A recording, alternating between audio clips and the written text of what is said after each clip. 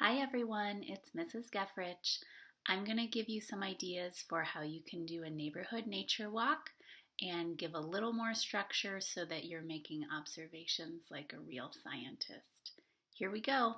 You are going to need a piece of regular paper and some colored pencils. You could use crayons, you could use markers. Get that ready and then we'll go to the next step. The first thing you need to do is take your paper and we're going to fold it like a hamburger. So that means we're going to do one of these, going this way, and then we're going to make a mini hot dog. So we're going to fold it again down like this.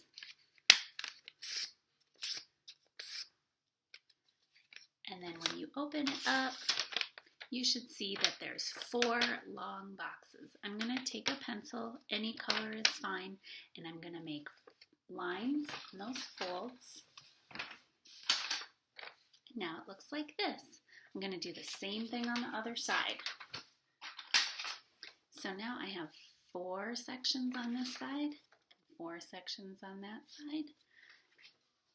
Now what I'm going to do is I'm going to pick 8 colors that I want to look for on my neighborhood nature walk. You can choose any colors you want, and we're going to make a circle of each color on the page. So here's my completed page. I did light green, dark brown, orange on one side, and then on the other side I did red, tan, yellow, and violet.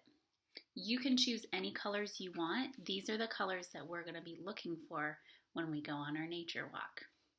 Okay, I got a couple more tools. I have my sun hat so I can stay protected, and I also have a book. I'm not going to read this book right now. I'm going to use it as a clipboard since I don't have a clipboard at my house. I'm going to use a regular pencil. I like to take a mechanical pencil when I go outside because then I don't have to worry about sharpening it, but any kind of pencil will do. Ready? Always go outside with a grown-up or ask permission if you're going outside the house. It is such a beautiful day out here. You can choose for your neighborhood nature walk to go around your neighborhood, or you can just stay in your yard. It's easy to find things all over. Just make sure you're not going on anyone else's property and that you're respecting any signs or fences that you see. Let's see what there is to see out here. Remember, I'm looking for certain colors as I walk around. One of the colors I put on my sheet was yellow. So I'm going to try to find something that's yellow first because I think I see something already. Here we go. So right now I'm just in my backyard and I'm looking around. I already see lots of different colors of green, but I'm going to focus on this guy first.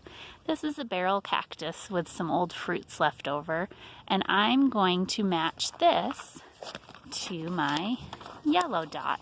And I'm going to hold up my dot just to see if I've got a pretty good match. And I feel like that color is pretty close.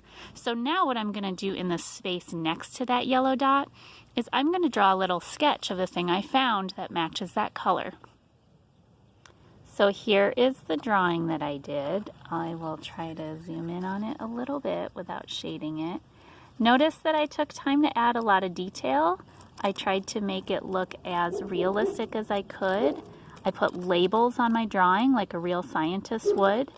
And if you don't know what anything is called or you aren't sure of what it really is, it's okay to just make up descriptive words. See how I wrote brown crispy fringe? I don't know what that's called, so I just made up words that described it.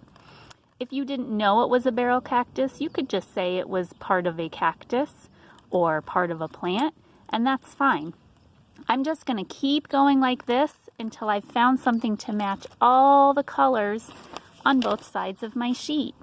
And I can decide on how long I want to spend with each thing, but I would encourage you not to rush because nature can be enjoyed, the weather is beautiful, and this can be a really good way to take a closer look at what's already around you in your neighborhood.